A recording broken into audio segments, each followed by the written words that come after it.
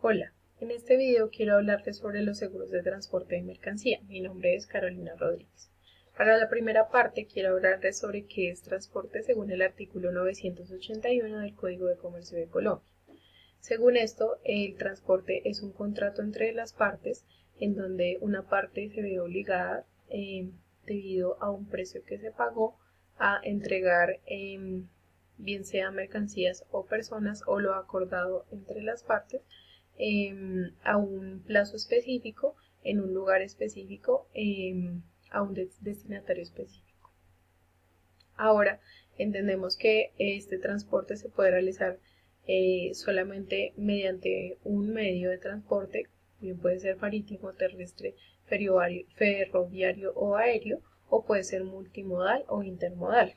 Ahora, antes de escoger el medio de transporte que queremos contratar, debemos tener en cuenta primero los costos de embarque, desembarque y flete, dependiendo del lugar donde vayamos a entregar la mercancía, donde necesitamos que entreguen la mercancía, cuál es la urgencia que tengo para realizar la entrega, cuáles son las características específicas de la mercancía, si requiere un tratamiento especial, cuál es la disponibilidad del medio de transporte, si se puede realizar constantemente o solamente en plazos específicos, y cuál es la ubicación del destino, porque esto también me va a determinar si puedo utilizar o no cierto medio de transporte.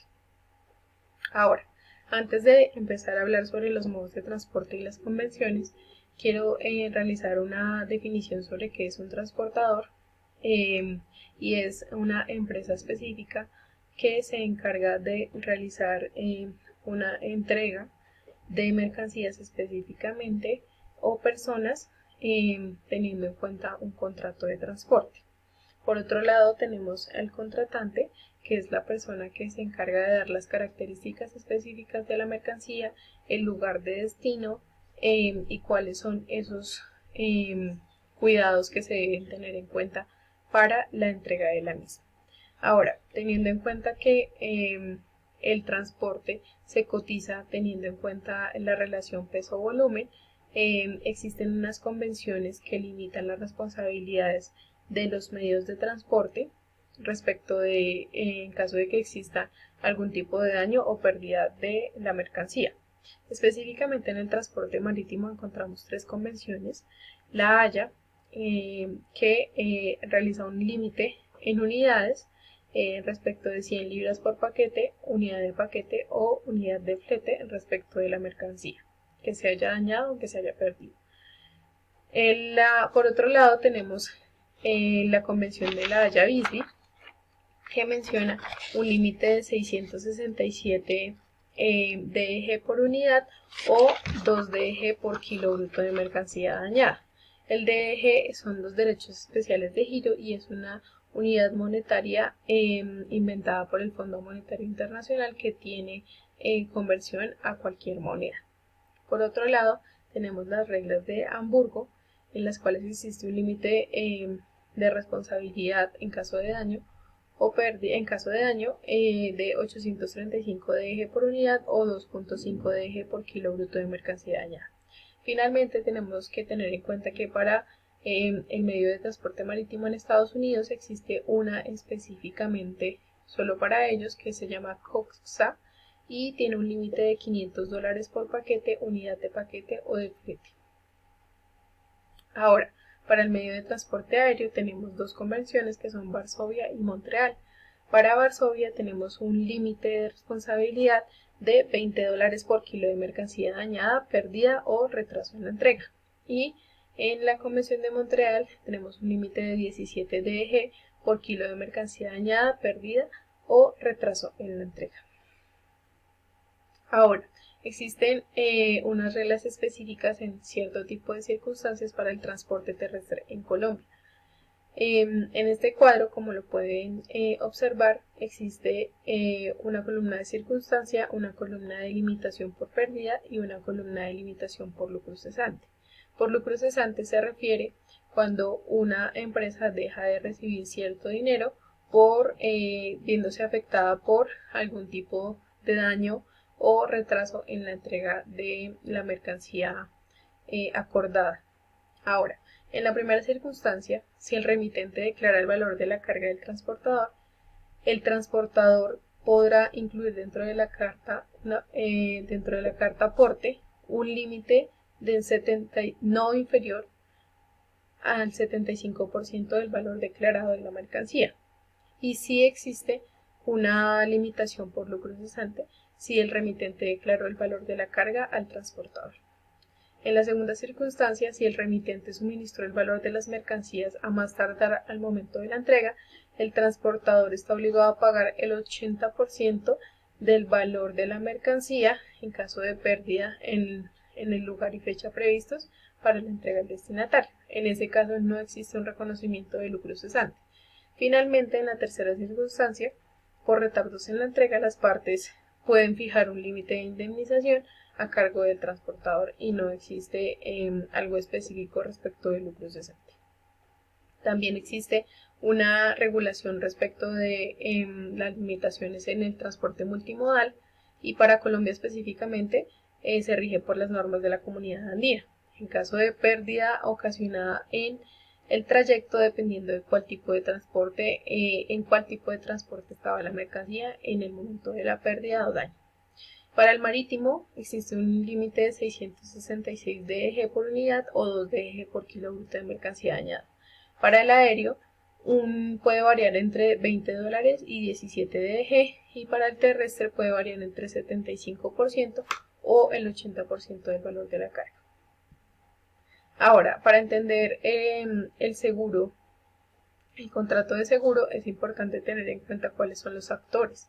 Dentro de los actores tenemos al asegurador, al tomador, al asegurado y adicional a eso al beneficiario.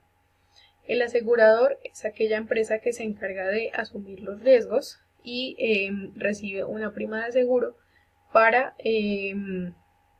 asumir los riesgos en caso de que algún siniestro llegue a pasar. El tomador es quien suscribe el contrato de seguros. El asegurado son aquellos bienes que están expuestos al riesgo, bienes o personas. Y el beneficiario es aquel que recibirá la indemnización en caso de que exista un siniestro. Lo que puede pasar, y en la mayoría de casos pasa, es que el tomador, el asegurado y el beneficiario son la misma persona. Sin embargo, sí existen estas tres figuras, 4 figuras dentro del contrato de seguro. Ahora, tenemos estos elementos esenciales que deben estar explícitos dentro del contrato y finalmente dentro de la póliza del seguro. El primero es la vigencia y nos habla sobre la duración de la cobertura del seguro durante un tiempo específico. Nos hablan, el segundo elemento es el interés asegurable, que son aquellos bienes susceptibles de correr ese riesgo. El riesgo asegurable, que son aquellos sucesos que pueden o no pueden estar en las manos del contratante o del tomador. Y finalmente la prima de seguro, que es un precio de seguro que debe pagar el tomador para que el asegurador realice y asuma los riesgos que se contrataron dentro de la póliza de seguro. Ahora tenemos cuáles son las obligaciones tanto del asegurado, tomador o beneficiario, que puede ser la misma persona como ya lo mencioné, y el asegurador.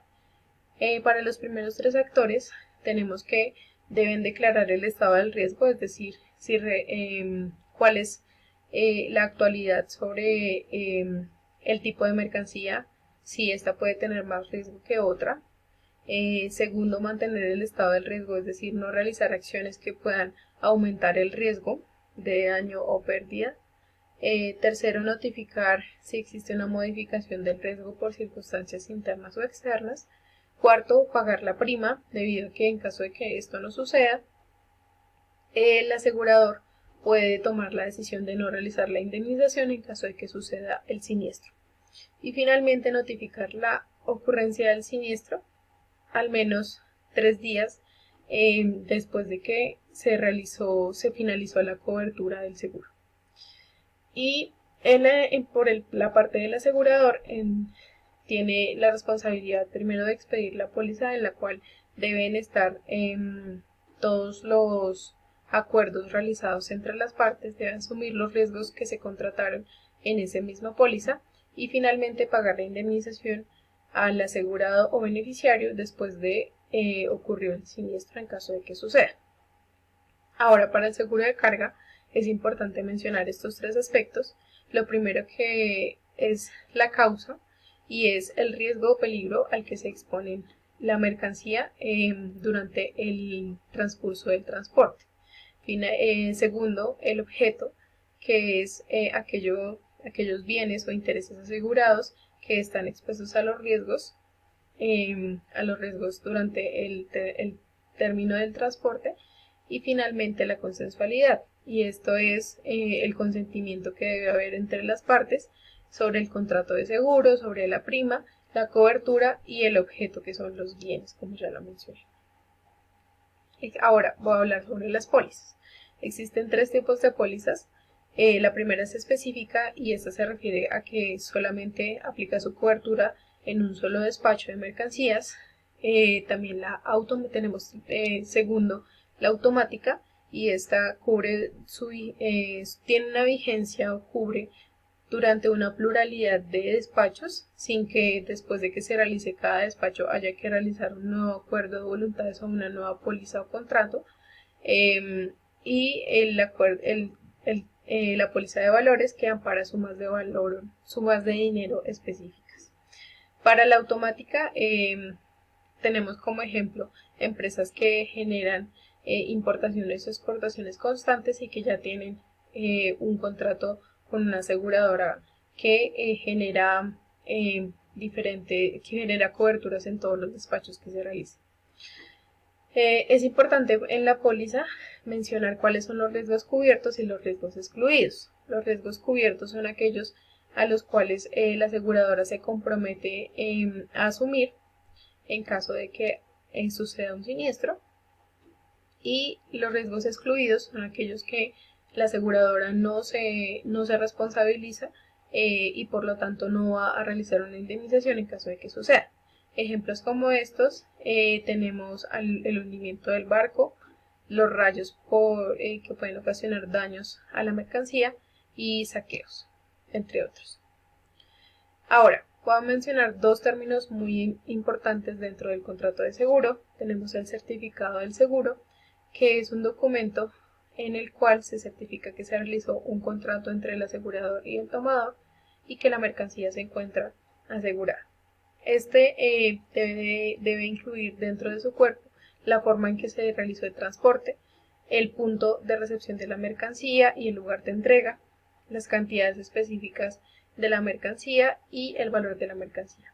Y por último, en segunda instancia, que es amparo y cobertura.